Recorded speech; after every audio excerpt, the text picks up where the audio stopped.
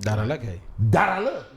Attention, je répète souvent. Ce qui donne la preuve qu'il y a beaucoup de gens qui souffrent parce qu'ils ont opté de suivre la matinale. Je choisis ici, donc moi, qui subissent. Man loo tax ku ma dajal nga ma koy wax li ma lay njëkk wax baal ñu àq. Voilà. Baal ñu àq parce que non, il y en a qui souffrent. Ah oui, il y a des gens terriblement. Parce qu'ils ne sont pas des bénis oui. Alors, Tribune quotidienne parle de dépenses contenues dans le rapport budgétaire trimestriel. Parce qu'il faut en parler. C'est bien beau d'évoquer les questions de transhumance de type nouveau. Transhumance de type nouveau. Et aujourd'hui, à la une de Tribune, on peut lire, après les 8 milliards de Bakel, Touba réclame son projet d'assainissement de 7,5 milliards. Touba. Parce que c'est bien inscrit. Maintenant, du côté de Touba, on dit, mais ils n'ont ni vu la couleur, ni l'odeur de l'argent. C'est vrai que l'argent n'a pas d'odeur. Mais ils n'ont rien vu. C'est comme à Bakel, certains vous disent que 8 milliards, mais où sont passés? C'est passé par où? Bon. De toutes les façons, après les 8 milliards de Bakel, Touba réclame son projet d'assainissement de 7,5 milliards. Donc il y a eu 7,5 milliards pour un projet d'assainissement à Touba. Si on se réfère justement aux dépenses contenues dans le rapport budgétaire trimestriel. Attention, vous savez, nous sommes à un grand célébéon. Et je sais que Yassine ne dira pas le contraire. Un célébéon, mais où il est question de sujets, mais très pointus. Bon, c'est vrai qu'aujourd'hui, tu vois même quelqu'un qui ne comprend rien au problème algérien et qui évoque même des questions de droit, de constitution. Bon, d'accord, il n'y a pas de problème. C'est ça aussi le coût. Dans toute chose, il y a les coups et il y a les contre-coups. Il faut accepter ça comme ça. Bon, mais maintenant, il faut vraiment être d'un niveau assez relevé pour comprendre ça. Mais nous, de toutes les façons, nous le comprenons. Hein. Alors, Mamadou Gueye, dit général, domicilié au quartier de Feto. Lui, il s'interroge sur les 7,5 milliards. Mais attention, on a investi 7,5 milliards et que vous êtes originaire de Touba, vous devriez quand même voir, même si c'est même le plus petit monument, pas à la dimension de Malao, de Thiès. Un Dodan. Même un Dodan, ben un monument, voilà, de Malao. Et les gens disent que le Malao, là, il ressemble plus à Pathé Baldé, là, de Falaye Baldé, qu'à Ladior lui-même. Hein, Yassine? Mais bonjour, comment allons-nous? Content et heureux de vous retrouver ce matin. Et vous avez le bienvenu. Vous avez le bienvenu de notre ami le grillon. Voilà, la matinale, même les grillons sont dans la matinale. Tout ce que vous voulez, venez. Alors, l'argent annoncé dans le rapport budgétaire trimestriel n'a pas servi Touba. L'argent dont on parle là, ça n'a pas servi Touba. Ça a servi qui ou ça a servi quoi? C'est des interrogations. C'est vrai qu'à un moment, on se pose des questions. J'ai vu mon jeune frère Red Black sortir un opus intitulé et on l'a convoqué pour ça. Il dit, mais moi, je suis un artiste. Tout ce que je dis, je ne m'adresse à personne. Je parle dans les généralités. Un artiste est un artiste. Le rôle d'un artiste, c'est ça, attirer l'attention. On sait le rôle du théâtre, pas le théâtre que nous avons peut-être maintenant, le théâtre version Molière, Jean-Baptiste Poquelin, qui jouait vraiment un grand rôle dans la société. Et on n'était pas loin de la société. Et aujourd'hui, la société de Touba veut savoir. On a vu quand même des gens s'investir dans justement ces inondations, des saupoudrages via drone. Solution, c'est Touba. Voilà, ça c'était notre ami Baragué Social qui était à l'œuvre. Mais que le gouvernement vienne prouver sur le terrain, c'est tout. De toutes les façons, 7,5 milliards. Mais on devrait pouvoir prouver que oui, on a mis une pierre là, un dodan ici, on a peut-être construit un poulailler là et autres. On ne sait pas. En tout cas, voilà un peu ce qu'évoque Tribune. Mais dans Tribune, vous avez Babacar Maïngaraf. Le Mbaki Oufaï de Guédiouaï.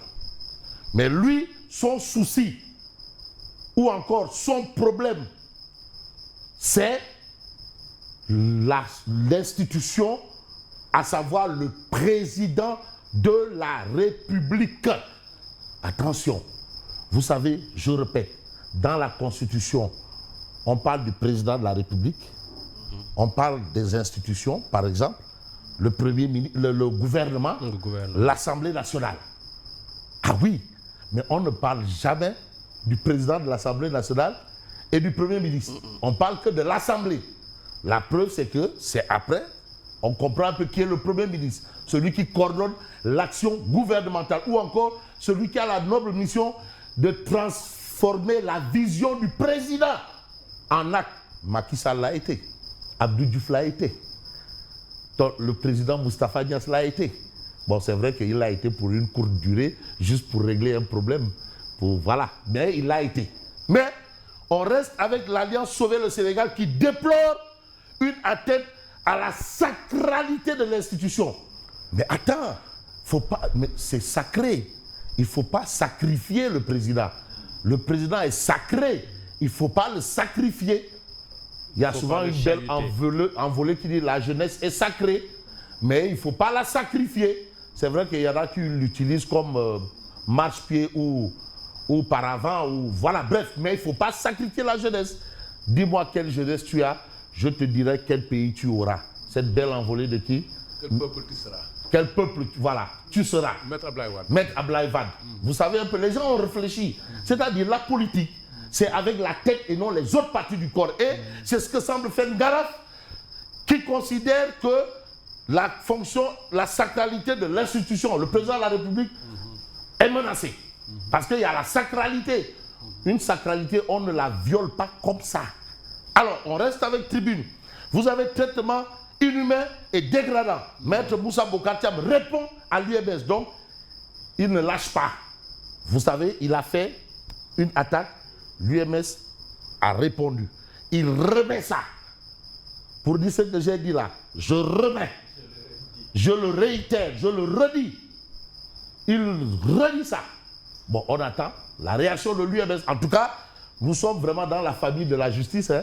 Ça, c'est vraiment un combat qui s'impose peut-être. Mais on a qu'à Farba Ngom, mais Seydi Gassama exige le respect de la dignité humaine. Mais libérez Farba Ngom. Mais libérez-le. Mais ça fait combien d'années? Qu'est-ce qui se passe, jingle? Il y a quoi? Il y a le feu? J'entends le jingle là. Ah, d'accord. Ok. Ça marque le temps fort de la revue de presse. Voilà.